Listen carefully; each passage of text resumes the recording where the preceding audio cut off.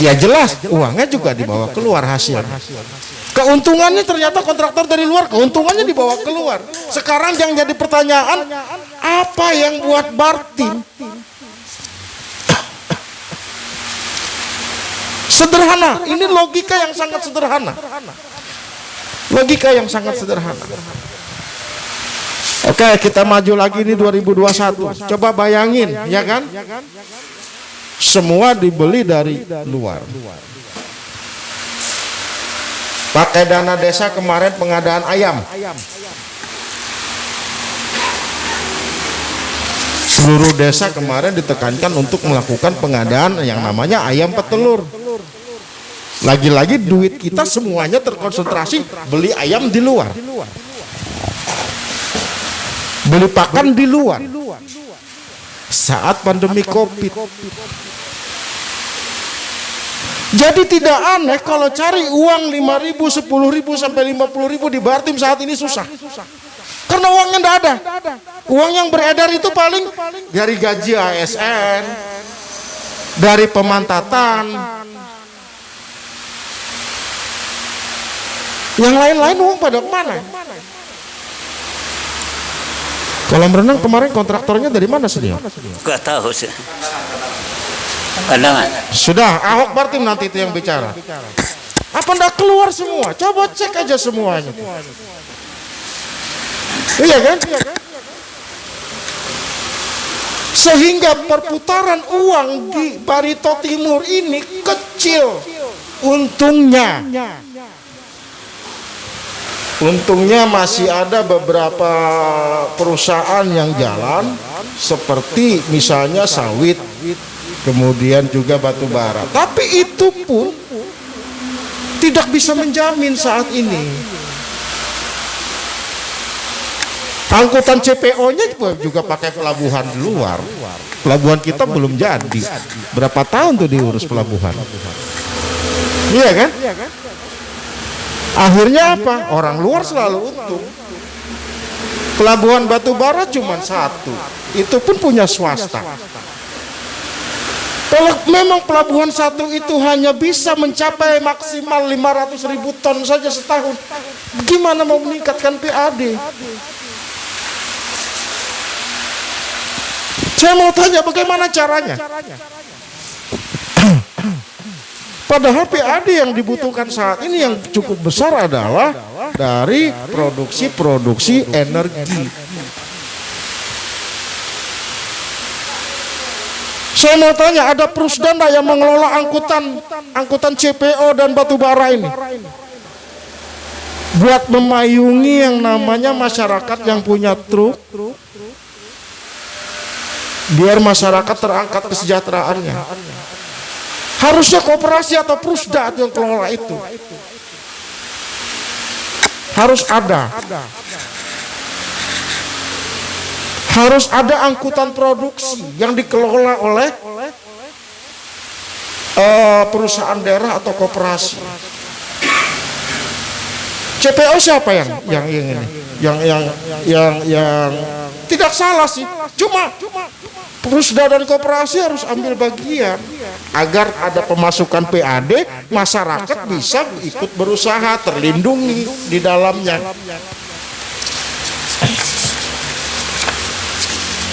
Oh, banyak katanya perda yang sudah kami keluarkan. Saya mau tanya, satu saja saya pertanyaan. Perda untuk petani plasma ada tidak? Perda yang apa yang dikeluarin? Yang buat langsung menyentuh masyarakat?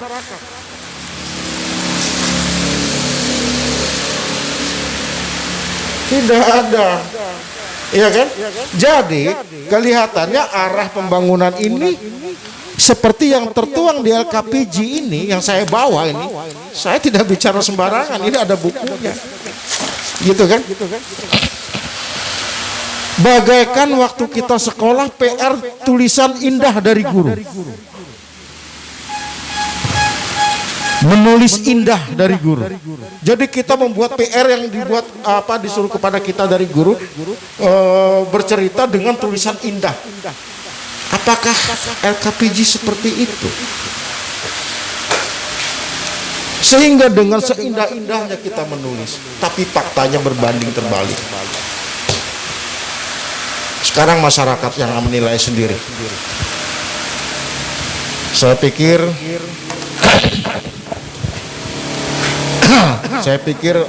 masyarakat tidak bodoh. Belum lagi bicara ekonomi kerakyatan yang kata senior tadi, yang buka sayur cuma empat lapak ya. Tapi ini arah pembangunan 2022 dengan tema peningkatan daya saing daerah dalam pembangunan ekonomi berkelanjutan dan perwujudan masyarakat Batu Timur yang handal dan berdikari. Artinya semua di arah ini menuju pada ekonomi kerakyatan, meningkatkan ekonomi kerakyatan, mencapai visinya.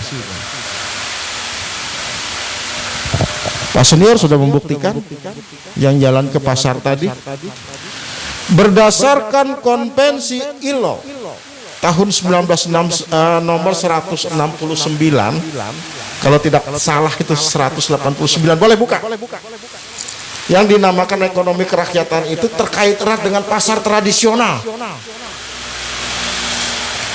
Berdasarkan pemikiran Muhammad Hatta, yang dinamakan ekonomi kerakyatan itu terkait erat dengan pekerjaan masyarakat sehari-hari. Misal petani karet, ya kan? Ada pendukung tidak koperasi untuk mengayomi, melindungi mereka? Ada pendukung tidak mengarah ke industri hilirnya?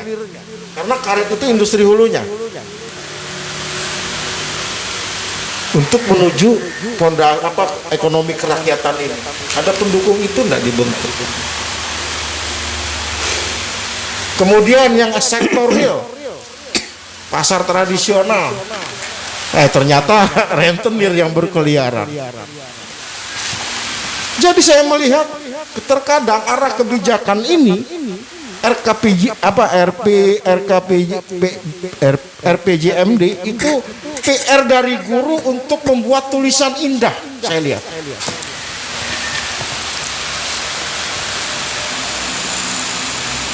Tulisan indah itu tidak perlu fakta.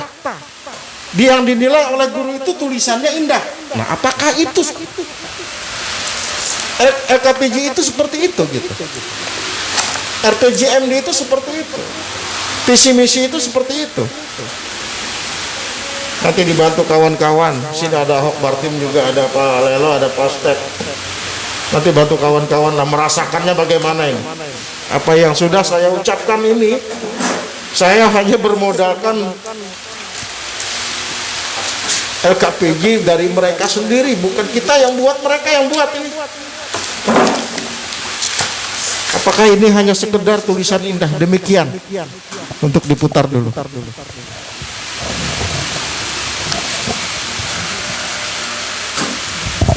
Oke. Terima kasih Bu Nyadi. Ahok Bartim. Selamat datang Bung. Luar biasa. Ada waktu Bung, ada. Oke, selamat sore untuk kita semua di sini. Salam sejahtera. Semoga kita selalu sehat. Terima kasih sudah diundang saya ke sini untuk Bung Yandi, Bu Gita, Bang Jos, dan Bapak sekalian, dan orang tua kami Bapak Badowo. Singkat kata, saya menyikapi apa yang sudah ditanggapi tadi terkait pembangunan pemerintah Kabupaten Barto Timur menurut kacamata saya pribadi. Yang pasti seperti itu kan, karena kalau saya berbicara atas nama masyarakat, pastinya masyarakat akan berkacamata beda-beda gitu kan, berbeda. Hanya ada satu kalimat dalam penilaian saya atas pembangunan yang ada di Barto Timur sebagai daerah nenek moyang saya di sini adalah WTP tanpa pembangunan. Singkat kata, WTP tanpa pembangunan, wajar tanpa pengecualian, tanpa pembangunan. Ketika orang di sana bangga dengan kata WTP, saya tidak berbicara bangga, tapi memalukan. Saya akan berkata memalukan. Karena WTP itu seharusnya diikuti dengan adanya kemajuan pembangunan. Kemajuan pembangunan. Dalam realitanya, dari beberapa ibu kota kabupaten yang ada di Kalimantan Tengah dalam pemekaran, yang salah satunya di situ ada Barito Timur. Secara kebetulan juga saya pernah berdomisili di luar Kabupaten Barito Timur, salah satunya Katingan. Kemudian untuk keliling di wilayah Kalimantan Tengah ini saya rasa tidak ada yang belum saya injak. Dari kabupaten yang ada, Barito Timur adalah kota paling lambat kemajuannya. Harusnya maju itu ngebut, bukan lambat. Jadi kayak siput. Pada prinsipnya adalah WTP tanpa pembangunan itu dikarenakan memang penilaian dari BPK. Memang secara mekanismenya seperti itu. Namun saya rasa itu akan menjadi sia-sia meskipun kita memiliki silpa, tapi pembangunan tidak jalan. Contoh, daerah lain memiliki stadion, sedangkan Barito Timur hanya lapangan. Penataan kota, taman kota, saya rasa Barito Timur tidak ada. Jika yang kita berbicara dekat SMA itu ya mungkin bukan taman kota, saya rasa tempat nongkrong sajalah. Padahal dengan sumber daya alamnya, dengan investor-investornya di sekitar, kita bisa maju melebih dari daerah lain. Nah, setelah saya cermati, saya lihat, identifikasi, bahkan melalui evaluasi, apa yang terjadi di Barito Timur adalah manajemen pemerintahan perlu diperbaiki. Ketika berbicara diperbaiki artinya rusak. Kalau itu tidak rusak, untuk apa kita perbaiki? Siapa yang mengelola pemerintahan? Otomatis para pemangku kebijakan. Ketika pemangku kebijakan itu hanya mengutamakan prioritas secara pribadi, saya berani berbicara secara pribadi, apalagi dengan periode sisa ya. Periode sisa, aduh, saya bukan orang yang munafik. Dengan sisa, bagaimana sih saya ke depan? Artinya adalah perlunya perbaikan manajemen pemerintahan. Itu yang bisa saya tanggapi sementara ini. Mungkin saya kembalikan dulu ke para bapak sekalian, Ibu Dita dan pembawa acara. Oke, Ahok Batin, terima kasih banyak. Selamat, salam santai ya. Oke, baik.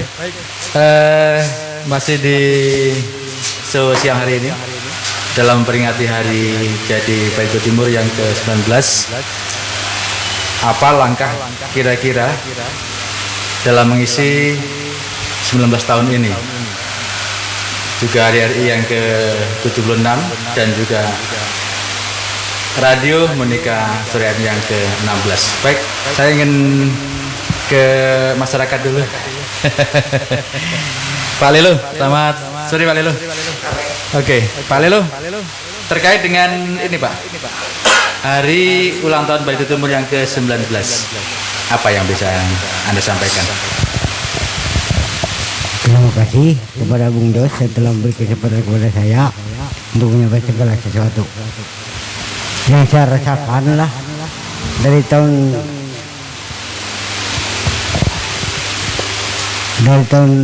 sampai ke 2021 ini tidak ada keberhasilan sama sekali melalui pemerintah yang ada ini. Jadi untuk kedepannya bagaimana istilahnya sikap kita sebagai masyarakat Barito Timur ini bisa memajukan Barito ini semaju-majunya, seluas-luasnya. Kalau kita berharap dari yang ada ini kita akan hancur karena tidak ada sama sekali yang dikasih kesempatan kepada masyarakat ini yang untuk maju. Nah, itu aja. Saya harap itu bagaimana istilahnya kesepakatan kita supaya kita melalui talk show ini maupun melalui kepentingan masyarakat itu bisa kita majukan bersama. Pak Lelo, Barito Timur kan Anda melihat sendiri bagaimana Anda menyikapi tentang pembangunan. Anda lihat dari tahun 2019 saja sampai sekarang. Apa yang Anda cermati? Yang saya cermati itu kosong sama sekali, enggak ada. Kosong ya. Iya. Saat ini yang bisa Anda rasakan seperti Pak Lelo ada di daerah mana Pak? Rara. Ada perkembangan tidak? Dari 5 tahun ini saja yang terakhir. Tidak ada perkembangan. Tidak ada perkembangan. Oke, baik Pak Lelo, terima kasih masyarakat yang langsung bicara. Dan sebentar, Bung Dery, selamat sore Bung Dery. Bung Dery, mohon silakan untuk bisa komentarnya terkait dengan Barito Timur. Apa yang bisa Anda rasakan dan apa yang bisa Anda sampaikan di hari ulang tahun yang ke-19 ini, silakan. Iya, pokoknya semoga ada perubahan dan juga semoga ada kemajuan, itu aja. Terima kasih. Ada perubahan dan ada kemajuan, berubah terus ya sebenarnya sih ya. Bung Stefanus, bisa Anda sampaikan terkait dengan Barito Timur, Bung, silakan. Oke, terima kasih diberikan kesempatan kepada saya.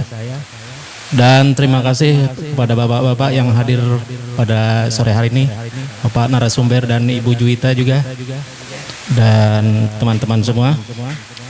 Dan sebelumnya saya ucapkan Dirgahayu RI yang ke-76 dan selamat hari ulang tahun juga Kota Barito Timur yang ke-19 dan Radio Monika yang menginjak usia 16 tahun. Dan sebagai masyarakat awam, jadi harapan saya yang terpenting adalah ke depan untuk Barito Timur, terutama kepada pemangku-pemangku jabatan yang ada di Barito Timur adalah yang menjadi prioritas adalah harapan ke depan, yaitu yang menyangkut layak orang banyak. Jadi yang terpenting harapan saya kepentingan masyarakat banyak, terutama kesejahteraan orang banyak. Itu saja mungkin harapan dari saya. Terima kasih. Saya kembalikan. Oke, terima kasih Bung Stefanus. Iya. Halayak orang banyak, itu sudah mewakili. Baik, Bu Juwita, ada waktu untuk Anda, Bu. Silakan. Assalamualaikum warahmatullahi wabarakatuh. Salam sejahtera. Terima kasih buat kesempatan untuk hadir pada kesempatan hari ini. Yang pertama yang ingin saya sampaikan di sini, Dirgahayu tanah airku Indonesia yang saya cintai yang ke-76, dan selamat hari jadi Kabupaten Barito Timur yang saya cintai yang ke-19 tahun, dan selamat juga ulang tahun buat Radio Monika Surya FM yang ke-16 tahun. Jika berbicara tentang tema tadi, kilas balik pembangunan, berbicara dengan kilas balik, jadi kita disuruh memulihkan pemikiran kita ke tahun-tahun sebelum tahun ini. Jadi berbicara tentang pembangunan di sini, kita jangan hanya berbicara kepada pembangunan infrastruktur, namun kita juga berbicara tentang pembangunan, yaitu sumber daya manusia. Dan sampai dengan hari ini, untuk pembangunan secara fisik, saya bukan tidak menghargai. Saya sangat menghargai, menjunjung tinggi apa yang sudah dilakukan, yang dilaksanakan di khususnya di Kabupaten Barito Timur. Namun ada beberapa hal yang masih kurang maksimal, yang menyentuh kepada masyarakat, artinya bidang pemberdayaan masyarakat di Kabupaten Barito Timur. Jika kita mau telusuri ke beberapa wilayah, desa-desa yang jauh, desa-desa yang tidak terlewat oleh jalur poros, artinya jalur poros Baritut Selatan, Dusun Tengah sampai Baritut Timur sampai ke perbatasan dengan Kalimantan Selatan. Ketika kita masuk ke dalam-dalam itu banyak sekali hal-hal yang sangat diperlukan oleh masyarakat. Saya tidak usah menyebut satu persatu, tapi yang saya harapkan kepada pelaku-pelaku atau kepada instansi yang terkait, mari jangan hanya memantau, memonitoring dari meja. Coba sekali-kali turun ke lapangan, rasakan, lihat apa yang masyarakat rasakan, apa yang masyarakat butuhkan untuk sentuhan-sentuhan dari program-program khusus di eksekutif. Nah, lalu program yang sudah terarah, program yang telah dirancang yang sedemikian rupa, jangan sekali-kali program itu mandek di tengah jalan sehingga munculnya apa? Silpa. Apa yang kita bangga dengan silpa? Oke, ketika berbicara silpa positif, saya juga suka. Tetapi kalau berbicara dengan silpa negatif, itu yang saya tidak suka. Jadi tolong, untuk tahun-tahun berikut, jangan sampai silpa ini menjadi program andalan Kabupaten Barito Timur. Itu satu. Yang kedua, kepada SDM, jangan berbicara Barito Timur itu sumber daya manusianya kurang maksimal. Bukan, tergantung dari kebijakan yang memberlakukan. Contoh yang tadi yang disampaikan oleh Pak Senior tentang pelantikan. Orang-orang golongan yang sekian-sekian terlempar, justru orang yang golongan seperti ini dinaikkan. Itu menurut kacamata saya sendiri kurang pantas. Artinya kurang mantap lah sepertinya. Karena ada alur-alur tahapan yang mungkin sudah boleh menduduki jabatan atau yang boleh ditempatkan pada itu. Yang kedua, tentang masyarakat kecil ini yang kayak bilang Pak Bendawa tadi, dalam hal bukan Pak Bendawa juga, yang beliau secara langsung turun katanya ke lapangan atau ke pasar ya. Saya sangat prihatin dan miris sekali melihat ketika di sana hanya beberapa lapak yang berjualan. Dan saya kemarin sempat ada perdebatan sedikit waktu saya ada perjalanan ke Unsum dalam rangka ada kegiatan ke sana. Ada seorang ibu ngomong begini. Tadi pagi saya lewat pasar Tamyang Rayang, katanya kasihan sekali banyak orang jualan di arah Jalan Magantis, katanya orang pinggir jalan. Itu orang dari mana? Saya bilang itu orang dari luar Bartim. Saya nggak bangga. Kenapa kamu nggak bangga? Kasihan orang-orang jualan. Yang harusnya yang berjualan di sini justru masyarakat Bartim, bukan luar Bartim. Saya bilang oke, mereka orang masyarakat kecil. Lalu kenapa sekarang orang masyarakat Bartim tidak disuruh berjualan di situ? Saya bukannya apa, karena saya ingin memang memberdayakan masyarakat Barito Timur itu untuk Barito Timur gitu. Jadi jangan menyebut bahwa Barito Timur itu kurang dari sumber daya manusianya kurang, atau saya tidak terima itu. Karena potensi-potensi untuk Barito Timur itu saya lihat bagus. Jadi mungkin itu saja Bung Dos. Terima kasih. Wassalamualaikum warahmatullahi wabarakatuh. Oke, baik. Sudah lengkap sudah. Sekarang sesi berikutnya adalah sesi dialogis. Saya kasih mikrofon untuk Bang Yandi, sekaligus kita mengakhiri sesi terakhir yaitu sesi dialogis. Silakan. Bisa sebelum beliau Mau tanya. ada yang ingin saya sampaikan, karena di sebelah saya ada Pak Lelo dari Harara.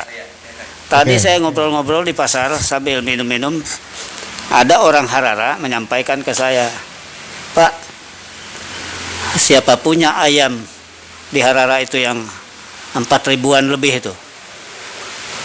Lalu kami curiga, dia bilang, karena setiap mengantar pakan itu selalu Satpol PP yang antar. Lalu dia bilang, siapa punya ayamnya? Saya bilang, tanya sendiri aja. Jadi ribuan ayam Pak Lelo mungkin tahu. Nah, itu yang antar pakan selalu Satpol PP. Ada apa? Nah, itu pertanyaan mereka tadi. Nanya ke saya bilang saya nggak tahu itu. Tapi naga-naganya kalau yang antar itu bangsa Satpol PP segala macam, pasti yang punya itu bos-bos di atas. Ya mungkin itu Pak Lelo, saya nggak tahu. Itu ada dua masalah di situ tuh. Ya. Itu ayam. Ya. Ayam itu ada satu kandang itu 400 ekor, enggak sampai yang 4.000. Oh, enggak sampai lah. Nah, itu punya Pak Amperannya, punya Nah, bupatinya. ini jangan anu lah. Pak Lelo yang tahu. Makanya saya tanya tadi. Saya sudah curiga itu Pak Lelo. Tapi ya nggak Tapi apa-apa. yang ngantar anu itu. Jadi yang satunya itu punya desa cuma 200 ekor. Yang sisanya? Yang 400-an. Yang ampar itu punya Pak Bupatinya. 400 ya? Ya, 4.000 apa 400? 400 ya. 400 saja. Jadi yang antar Satpol PP benar ya? Ya. Itu ya. Itu informasi. Terima kasih Pak Lelo. Terima kasih Pak Lilo informasinya.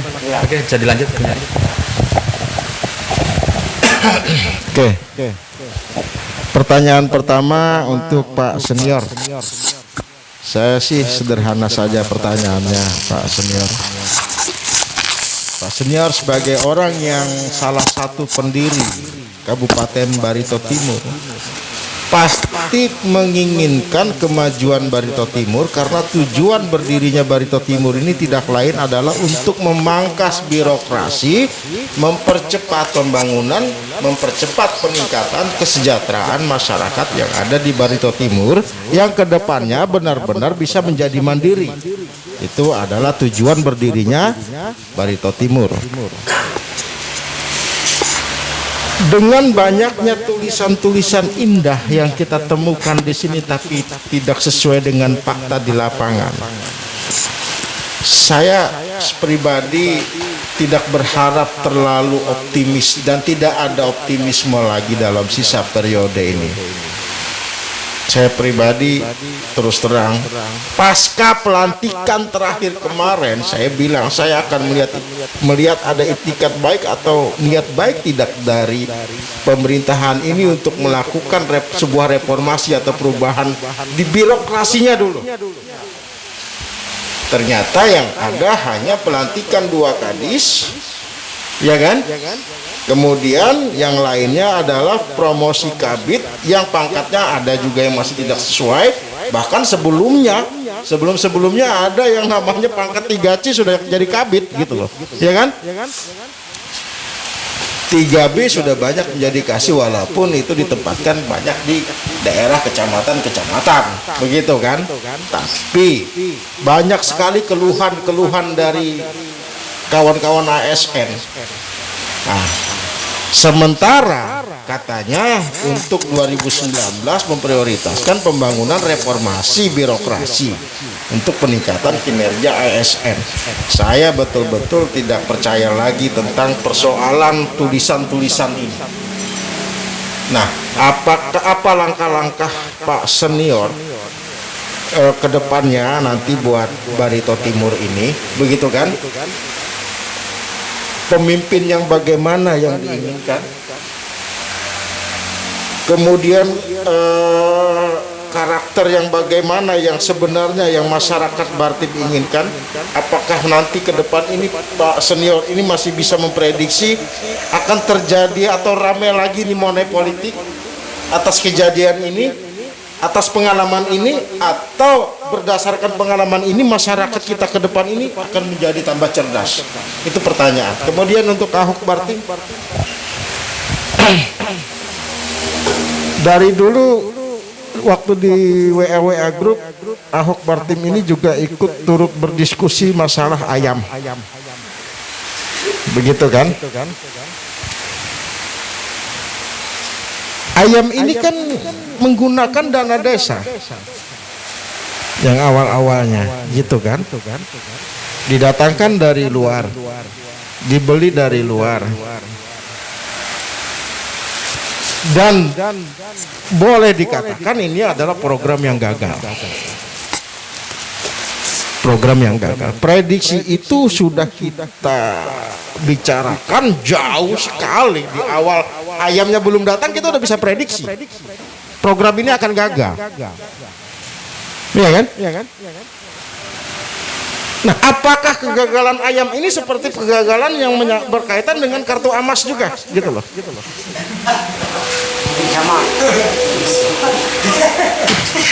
Gitu kan? Jadi tolong direntetkan antara kartu AMAS dan kartu ayam. Apakah ini hanya sebuah apa ya namanya, ya katakanlah ini dua program yang sifatnya mendadak gitu kan.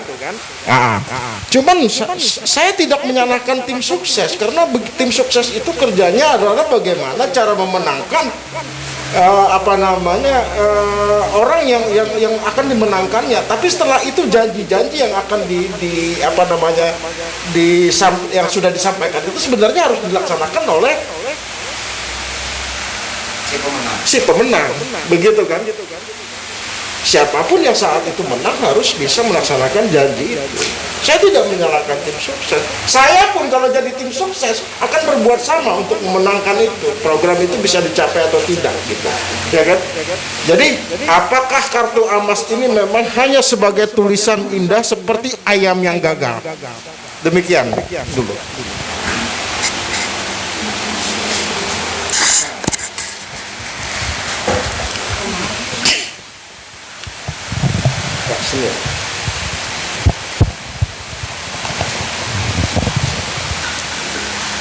Ini masih bisa.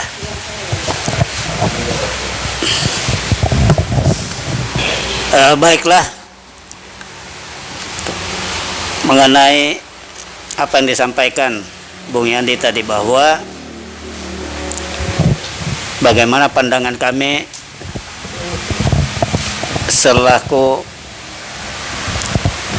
salah satu pendiri Kabupaten Barito Timur ya.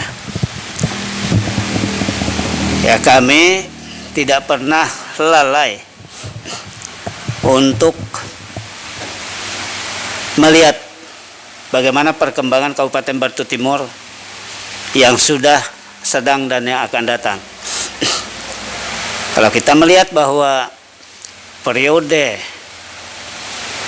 2013 ke atas itu sangat-sangat memprihatinkan. Kenapa? Karena berbagai pembangunan infrastruktur kita melihat tidak mencapai sasaran seperti yang diinginkan oleh masyarakat.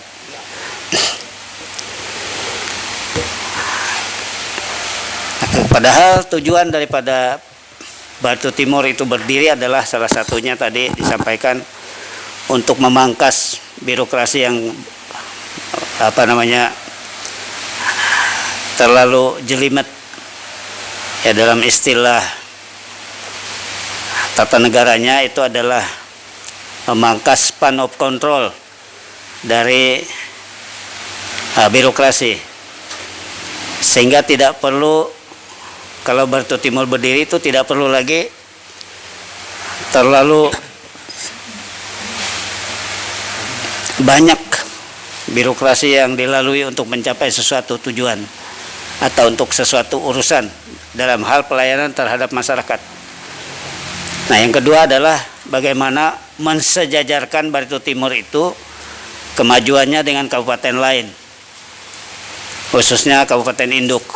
Malah kalau boleh dia bisa melampaui kabupaten-kabupaten lain di kiri kanannya, sebetulnya itu salah satunya. Dan yang ketiga adalah bagaimana pemerintah memperhatikan kehidupan masyarakat, supaya masyarakat boleh merasakan keadilan dan kesejahteraan di dalam kabupatennya sendiri. Kalau dulu kita masih gabung dengan Barsel, ya kalau Barsel tidak terlalu memperhatikan wilayah ini, ya wajar-wajar saja, karena mereka lebih fokus di Barselnya sendiri. Nah, jadi hal-hal seperti ini patut menjadi perhatian kita bersama, supaya ke depan sebetulnya ini adalah tugas, salah satu tugas dari Dewan Perwakilan Rakyat Daerah, karena mereka adalah juga sebagai mitra kerja dari Bupati. Walaupun saya sering kesal dengan pernyataan anggota DPR, para pimpinan fraksi, bahwa DPR katanya bukan pengambil keputusan, dia bukan eksekutor. Betul, siapa yang bilang dia eksekutor? Dia adalah mitra. Dan di samping kemitraan itu harus ingat, mereka tidak pernah sama sekali mengedepankan hak DPR itu sesuai dengan Undang-Undang nomor 23 tahun 2014. Bahwa jelas kalau eksekutif disampaikan misalnya arah perbaikan dari kekurangan yang sudah dilalui, itu eksekutifnya tidak menggubris, maka sebenarnya DPR harus bisa menggunakan hak mereka, karena hak itu dijamin oleh undang-undang. Nah, cuman persoalan sekarang adalah, kalau awal-awal tadi saya berharap bahwa DPR yang baru ini punya greget yang lebih bagus dari tahun sebelumnya. Tapi ternyata sekarang saya melihat, mohon maaf, bahwa anggota DPR yang sekarang sudah masuk angin. Mereka tidak berani melakukan sesuatu untuk perbaikan dan tidak berani berpihak kepada rakyat. Terus terang saja, awal-awalnya sih cukup bagus, tapi sekarang sudah semakin lemah. Ini ada apa? Nah, berarti ada sesuatu yang salah dalam DPR ini menerapkan hak mereka. Artinya begini senior. Artinya senior juga pesimis bahwa ada kemitraan yang terjalin baik untuk masyarakat antara eksekutif dan DPR di saat ini. Ya, saya kalau soal kemitraan, saya sudah melihat, saya sendiri pesimis. Sulit untuk dicapai, apalagi ini sudah mendekati. Berarti apa yang disuarakan selama ini oleh senior kita Pak Badowo hanya mengingatkan kepada masyarakat untuk kepemimpinan ke depannya, Ya, Pak, ya? ya, itu salah satu. Dengan kata lain, dengan keadaan begini, dengan kondisi begini, artinya hampir tiada harapan lagi untuk melakukan perbaikan-perbaikan itu, Pak. Saya lihat begitu. Pendapat saya pribadi dari pengalaman. Batu Timur lahir tahun 2002. Berarti bisa saya simpulkan Pak Senior mau membuat satu sejarah saja untuk kembali diingatkan ke depannya agar anak cucu mengingat kembali perjalanan kepemimpinan di Barito Timur. Ya, itu untuk tolok ukur. Tolak ukur nanti ya. Kedepannya harus lebih baik. Jadi nanti masyarakat Batu Timur harus lebih cerdas melihat apa yang sudah terjadi di belakang. Berarti mereka yang selama ini berteriak kepada Pak Senior itu salah ya. Padahal Pak Senior pengen jika ini memang mereka tidak mendengarkan, berarti Pak Senior menginginkan ini adalah sebuah sejarah yang nanti ke depannya anak cucu juga bisa mendengarkan. Iya. Pernyataan-pernyataan Pak Senior selama ini. Iya, pernyataan masyarakat bersamalah untuk perbaikan ke depan. Perbaikan Nah, ke depan. makanya untuk kepemimpinan ke depan masyarakat Batu Timur lebih cerdas. Tadi disinggung tentang money politik. Ya, kita lihatlah apa akibatnya. Ya, artinya begini, Ya, kan? kenapa disinggung money politik tadi? Inilah mungkin cermin politik yang terjadi tahun-tahun sebelumnya. Mudah-mudahan kedepannya tidak terjadi lagi seperti ini gitu. Jadi jangan terpengaruh lagi dengan money politik yang akibatnya 5 tahun pemerintahan yang dihasilkan dengan money politik itu justru amburadul. Artinya kita menginginkan sebuah kepemimpinan ke depan yang benar-benar mencerminkan demokrasi Pancasila ya, Pak Senior ya. Harus. Kalau menurut Pak Lelo saat ini demokrasi Pancasila tidak pemimpinan yang ada? Tidak. Enggak ya, gitu ya. Oke. Saya berharap banyak betul dari Ahok Bartim. Ada sebuah sumpah dan janji dalam pasal 61 ayat 2 Undang-Undang 23 2014 di mana seorang pemimpin itu sebelum mengangkat jabatannya juga harus yang namanya bersumpah dan berjanji. Jadi bukan hanya sekedar sumpah, tapi janji dia juga sebelum-sebelumnya harus ditepati. Saya pengen tanya ini, program ayam adalah program yang salah tadi, tapi bagaimana dengan kartu emas? Tapi betul, siapapun yang jadi tim sukses saya bilang dia sudah selesai ketika ketika acara pemilihan umum itu sudah selesai atau pilkada sudah selesai, dia sudah selesai tugasnya. Dia tidak bisa dibebankan lagi sebenarnya. Selanjutnya, apa yang menjadi janji itu, ya kan, bisa ditepati tidak oleh kepemimpinan yang terpilih. Nah, saya pengen pendapat Ahok Bartim nih. Oke, baik. Ahok Bartim. Baik, terima kasih Bung Yandi. Jadi ada dua pokok yang disampaikan tadi. Yang pertama adalah tentang ayam dulu ya. Karena kartu amas agak sedikit panjang dari ayam. Iya. Betul. Tapi ada sedikit yang ingin saya sampaikan terkait ayam. Karena ayam saya sudah terjun ke lapangan. Karena ketika saya sudah berbicara, saya sudah pasti pegang 2 alat bukti. Teman-teman pasti tahu seperti itu karakter saya kan. Program ayam itu yang sudah saya dapat merupakan bukan hanya gagal, tapi ada sesuatu indikasi ya. Kita tidak menuduh, tapi wajar bercuriga. Nah, itu wajar saya bercuriga gitu kan. Karena program ayam itu ada indikasi penumpukan pembiayaan yang sangat besar di situ. Selain dia melalui program desa, itu merupakan program pertanian. Itu pertanian juga ada kegiatan itu. Itu ada program pertanian. Sekarang jika itu sudah program pertanian, untuk apa lagi desa? Apa Bung Ahok, Bung Bartim atau Bung Erwin ini mau memberitahu kepada kita ini ada overlap program? Betul. Sebenarnya itu yang saya akan sampaikan, bahwa ketika itu sudah ada program di desa, untuk apa ada lagi di program pertanian? Overlap program berarti program biaya kan? Anggaran pasti tambah. Betul. Sebenarnya ketika itu sudah di desa, kenapa harus ditumpukan lagi di dinas pertanian? Padahal anggaran bisa untuk yang lain kan? Semakin banyak kan untuk ayam saja. Jika itu ayam itu berhasil, saya berani berbicara karena sudah saya bertemu petani ayam, kelompok petani ayam di daerah Rodok. Bahkan mereka ingin bubar. Mereka ingin bubar. Dalam arti kenapa ingin bubar? Ketika itu hanya diberi program 1 kali, untuk kedepannya kami seperti apa? Apalagi dengan biaya pengeluarannya cukup besar kan? Saya berani berbicara cukup besar karena ketika mereka jual telur paling untungnya sepersekian ribu rupiah. Itu saya punya rekamannya. Bahkan mereka akan berbicara ketika tidak ada program itu berlanjut dari pemerintah untuk kelanjutannya, mereka mungkin bubar gitu. Artinya di situ adalah suatu kebijakan pemerintah yang saya rasa tidak benar.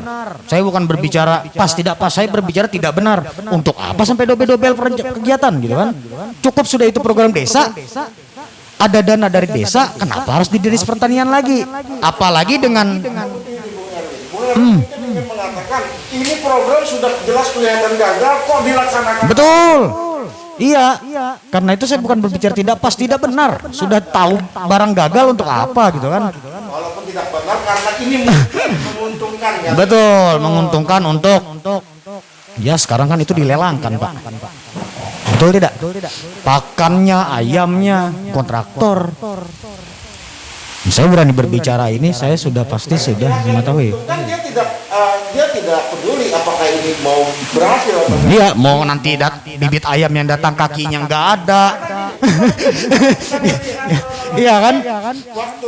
Waktu menggunakan anggaran DD kan terlihat sekali gagalnya Pak Senior ya. Tapi kok ada lagi dipaksakan masuk program ayam buat kelompok-kelompok tertentu. Jadi kan sepertinya ini terlihat memang ini program yang dijadikan sebuah program yang sangat menguntungkan, dan bagi mereka yang diuntungkan tidak peduli ini gagal, walaupun sudah sebelumnya terlihat ini gagal misalnya gitu. Iya betul, dan itu pernah karena itu kenapa kita berbicara gagal, karena kita ayam sudah lama ya, 1-2 tahun yang lalu ya. Pernah kita bahas itu awalnya ada informasi yang ayam di satu desa hanya bertelur 1. Yang dari mulut tuh. Nah itu kan awalnya kita ribut-ribut dulu, itu kan kita bahas. Nah betul, ini sekarang kita mengulas itu saja untuk agar kita ketahui bagaimana ketika ada program ayam yang seharusnya ayam itu 18 minggu. Ketika diadakan umurnya 16 minggu, bagaimana dia bisa bertelur dengan maksimal? Umur 16 minggu kita kasih pakan 18 minggu. Artinya dipaksakan untuk bertelur, ya satu telurnya. Ya kan, itu hasil identifikasi saya ya. Ini berbicara saya. Nah, itu terkait ayam. Artinya itu sudah merupakan program yang saya katakan, saya bukan berbicara gagal lagi, tapi tidak benar untuk dilanjutkan. Karena apa? Seharusnya ada ketika kita membuat program itu, pemerintah pun harus bijak. Program apa selanjutnya? Pemasarannya seperti apa? Karena apa? Ketika kita beternak ayam, telurnya ada, kita masarkannya kemana? Karena apa? Toh sampai detik ini di pasar itu telur bukan dari Bartim saja, tetap dari luar. Harusnya kita dari sini membawa keluar. Artinya ada manajemen pemasaran yang perlu dikelola oleh pemerintah. Itu, nah itu menyingkap itu. Kemudian kembali ke topik inti dari penyampaian Bung Yandi tadi terkait kartu Amas. Saya sedikit menghela napas ya di kartu Amas. Sedikit menghela napas. Mungkin orang tua saya, Pak Badowo, kita dulu pernah satu tim di situ. Bahkan beliau, saya salut dengan sebagai orang tua, beliau ikut berhujan, berpanas, tidak tahu pagi, sore, malam, ikut ke lapangan gitu kan. Ketika menjadi tim sukses. Karena ketika kita menjadi tim sukses, kita berjuang tim sukses gitu kan. Kartu Amas itu memang direncanakan, diprogramkan dalam kegiatan menjadi tim sukses oleh tim gitu kan. Saya tidak mau mengatakanlah ABCD karena tim lah gitu kan. Karena sebenarnya di situ merupakan sebuah kartu identitas. Nah, hanya saja ketika dalam penyampaiannya memang penyampaian dengan kartu Amas ini adalah menjadi sebuah kartu program. Padahal dari desainnya itu adalah sebuah identitas. Karena ketika kami membuat, baik sebelumnya saya perlu sampaikan bahwa kartu Amas itu yang membuat kami ada 4 orang awalnya. Kemudian karena kebutuhan tenaga, karena kurang kami untuk mencapai waktu itu 42.000, kami ditambah 2 orang lagi. Didesain tidak ada program, berbeda dengan kartu Ben Ujang ya. Kalau Ben Ujang kan ada program. Kalau kartu Amas tidak ada program, hanya kita membuat sebuah namanya tim sukses, kita membuat sebuah strategi, itu kita tidak munafik lah. Itu merupakan sebenarnya kartu identitas. Namun dalam penyampaiannya ketika berkampanye, kartu ini digunakan untuk kampanye. Dengan kartu ini untuk dapat program ini begitu kan. Hanya saja perjuangan yang sudah kami lakukan, kami sudah sangat maksimal untuk itu. Karena kita berbicara tim sukses pasti ingin menyukseskan calon. Ketika kita sudah mencapai hasilnya, artinya tugas kami sebagai tim sukses kala itu selesai. Namun di tahap kelanjutannya, dengan program itu tidak stop di situ saja, karena ada 2 foto orang di situ dan ada tertangan orang di belakangnya. Ini Bung Erwin tadi mengatakan sebenarnya di awal ini didesain kartu Amas. Didesain. Program. Betul, didesain merupakan identitas pendukung. Itu adalah identitas Masa pendukung, betul. karena Bung Erwin sendiri yang menangani beserta 4 orang. Betul, kami ber-6 menangani itu. Kenapa bisa berubah ketika kampanye ini dijadikan sebuah program? Karena kala itu tim sukses kan bukan kami saja. Kami waktu itu kan tim IT-nya, kami yang membuat, betul. Mendesain kartu Amas, kami yang mencetak, membuat kartu Amas itu, dan itu saya terbuka itu hampir 3 bulan kami tidak tahu pagi, sore, malam, bahkan keluar pun jarang kan. Dalam kampanye itu kemudian Dibawalah ke kampanye itu bahwa ini kartu identitas ini menjadi sebuah pernyataan program. Artinya ketika Bupati dan Wakil Bupati, saya tidak mau berbicara calon lagi dah. Bupati dan Wakil Bupati yang terpilih berani berbicara ini kartu program, tanggung jawab. Nah, itu. Tanggung jawab. Karena apa? Tugas kami sebagai tim sukses sudah menyukseskan mereka. Selesai tugas kami. Tapi bagaimana tanggung jawab mereka? Tidak stop di situ saja. Meluruskan loh Bung Erwin, Betul. bahwa sebenarnya di awal tim IT ini membuat kartu ini bukan kartu program tapi kartu Identitas pendukung. Kartu ini pada saat kampanye disalahgunakan, dibuat menjadi. Jadi kartu ini dibawalah, ya, didesain akhirnya dibawa ke setiap kampanye. Dalam program kampanye kartu ini disampaikan bahwa ini kartu pendukung Amas, akhirnya digunakanlah. Artinya bukankah itu menjadi sebuah kebohongan? Kalau menurut saya secara pribadi. Ini saya berbicara saya pribadi. Ketika berbicara sakit hati, saya bukan orang munafik. Sakit hati saya saja sampai detik ini masih seperti ini saja, kan begitu. Harus berjuang sendiri, tim sukses, gitu kan. Nah, ketika berbicara kartu itu pembohongan publik terkait programnya yang disampaikan kala itu, saya berbicara itu kebohongan publik. Kebohongan publik. Tapi saya pernah sempat bertemu dengan Bupati Barito Timur waktu itu terkait kartu ini.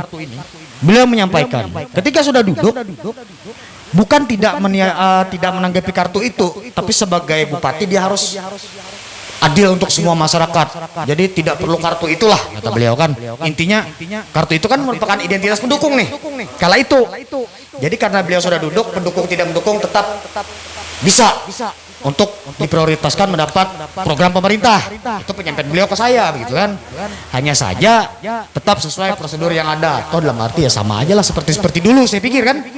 Nah, artinya program ketika berbicara kartu AMAS didesain oleh kami kala itu, gitu kan. Itu adalah kartu identitas masa pendukung yang mencalon ketika itu, yaitu Bupati dan Wakil Bupati Barito Timur sekarang. Nah, kemudian untuk program yang disampaikan selama ini itu bukan tanggung jawab kami sebenarnya, tanggung jawab dua orang itulah.